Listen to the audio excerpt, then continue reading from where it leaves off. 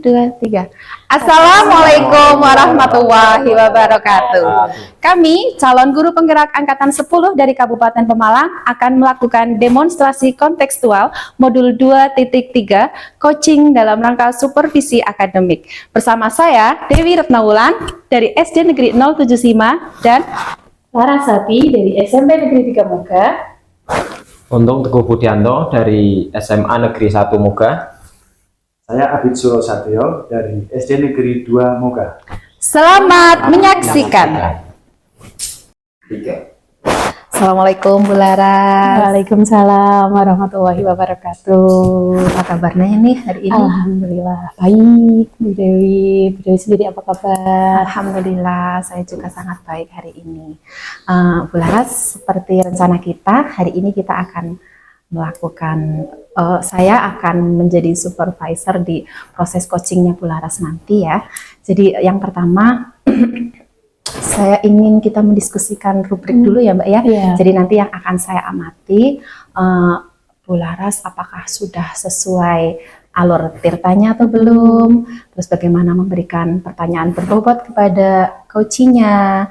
Lalu jangan lupa juga nanti kalau bisa Bu Laras mengedepankan prinsip coachingnya ya Bu ya, yang antara lain kemitraan, kemudian prosesnya harus kreatif, kemudian Bu Laras harus bisa menggali potensi yang ada. Ya Bu, siap. Ya, kemudian selain itu saya ingin menanyakan nih beberapa pertanyaan kepada Bu Laras. Yang pertama, kira-kira dari proses coaching nanti, kompetensi apa yang ingin Ibu Laras kembangkan di sini? Oke, terima kasih Bu Dewi.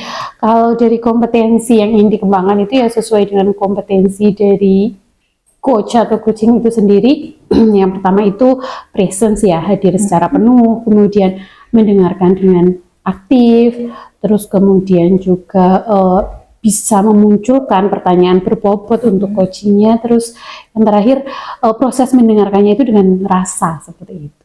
Iya, bagus sekali. Itu memang keempat kompetensi yang ada dalam proses coaching Ibu ya.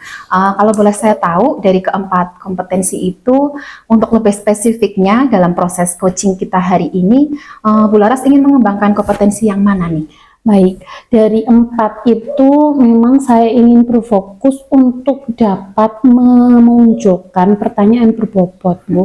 Karena dari pertanyaan berbobot itu nanti yang saya percayai itu bisa memunculkan ide-ide atau potensi dari coach saya itu sendiri. Tentu saja kalau untuk mendengarkan, untuk memunculkan pertanyaan berbobot, saya harus terlebih dahulu mendengarkan dengan aktif kayak gitu. Jadi mungkin di seputar dua kompetensi itu kali ya. Bagus, ya. Baik sekali, berarti saya menangkap bahwa Bu Laras ingin lebih spesifik mengembangkan tentang kompetensi pertanyaan berbobot dan mendengarkan dengan aktif. Ya. Lalu untuk pencapaian kompetensi yang ingin dikembangkan ini, Mbak Laras menginginkan indikator nanti ketercapaiannya bagaimana yang diinginkan dalam proses coaching.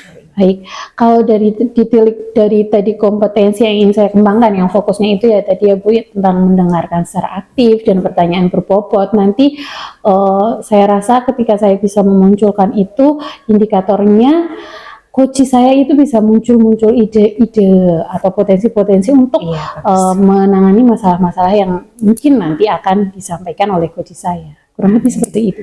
Baik, saya kira obrolan kita untuk pra-observasinya cukup sampai di sini ya Bu ya. Nanti silahkan Ibu melakukan proses coaching bersama dengan coach Ibu.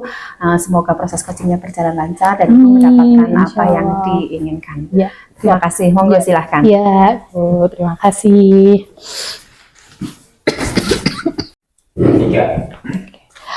Assalamualaikum Pak Abid, selamat pagi. Warahmatullahi wabarakatuh. Selamat pagi Bu Laras. Apa kabarnya Pak Abid? Alhamdulillah, kabar saya baik. Baik, bagaimana kabarnya Bu Laras? Alhamdulillah, senang bisa bertemu Pak Abid hari ini ya Pak Abid. Oke, kita sepertinya punya waktu beberapa menit ke depan ya Pak untuk ngobrol-ngobrol santai saja Pak hari ini Pak. Coaching dengan Pak Abid hari ini.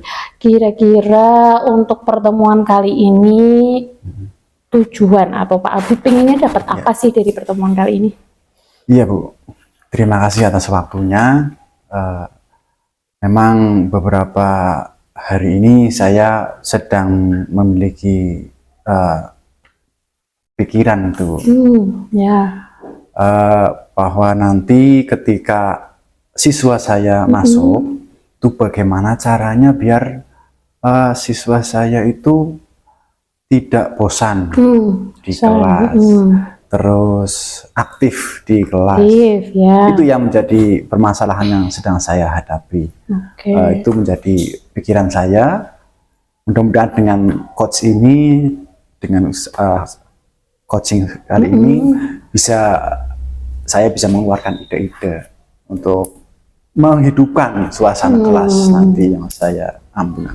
Iya, Begitu. baik. Oke. Jadi pertemuan kita kali ini Pak Habib ingin menemukan sesuatu atau Ya. menemukan suatu ide mengenai apa yang jadi pemikiran Pak Habib selama ini ya tentang anak-anak yang ngerasa bosan kayak gitu ya Pak. Iya, betul. Mudah-mudahan dengan pertemuan saya dengan Bu Laras bisa menemukan solusi itu, Bu. Oke, insya Allah ya Pak. Baik. Jadi boleh diceritain dong Pak, itu keadaannya atau kondisinya gimana, yang bosan seperti apa kayak gitu.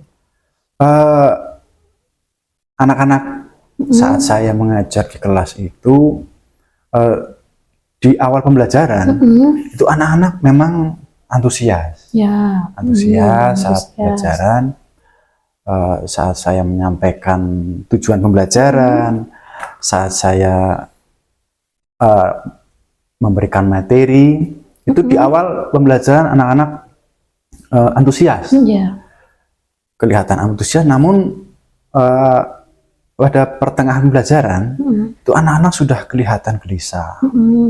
Bahkan ketika saya memberikan tugas kepada anak itu, ada beberapa anak, banyak anak laki-laki nih, Bu. Itu kan saya membuat diskusi kelompok ini.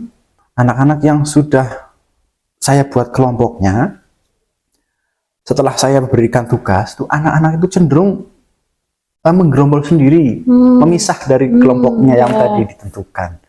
Itu, Bu. Itu menjadi asumsi saya kalau anak-anak ini kayaknya sepertinya sudah mulai bosan ketika pembelajaran itu, Bu. Jadi yang Pak Abid hadapi, anak-anak kalau pembelajaran di awal-awal semangat nih, antusias kayak gitu. Tapi menuju menit keberapa di tengah pembelajaran sudah agak loyo semangatnya, mungkin ya, ditandai dengan tadi ketika diskusi malah menggerombol sendiri kayak gitu. Itu mengesankan anak-anak itu sudah mulai turun antusiasnya seperti itu, Pak. Kelihatan seperti itu ketika sudah beberapa menit, sudah beberapa waktu berjalan, 1-2 jam pelajaran, itu anak-anak sudah kelihatan, yang tadinya anak perempuan yang tadinya suka sama katakanlah bestinya itu kembali ke bestinya sekalipun bukan kelompoknya. Bukan kelompoknya. Itu Kak, ketika saya tanya ini, Mbak, kok ngumpulnya bukan sama kelompoknya sendiri?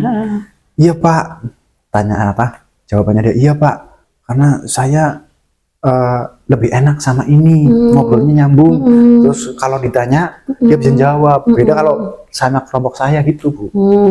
Gitu. Ya. Jadi kelihatan, sepertinya kelihatan selain bosan juga anak-anak cenderung lebih milih bestinya sendiri-sendiri. Iya, lebih milih bestinya sendiri. Mungkin karena di kelompoknya tadi anak-anak tidak bersama temannya kayak gitu. Tidak mungkin cocok seperti tidak itu, cocok. iya. Oke. Nah, bisa saya tangkap ini di sini tadi permasalahannya adalah antusiasme anak ya Pak. Betul, ya. Terhadap pembelajaran Pak Habib ini. Yang sudah pernah dilakukan sama Pak Habib ini untuk pembelajaran, dan ketika menemui anak seperti itu yang sudah pernah dilakukan Pak Habib itu bagaimana? Iya, memang pembelajaran yang saya lakukan di kelas itu ya menjadi, saya sadari saya masih banyak kekurangan, Bu.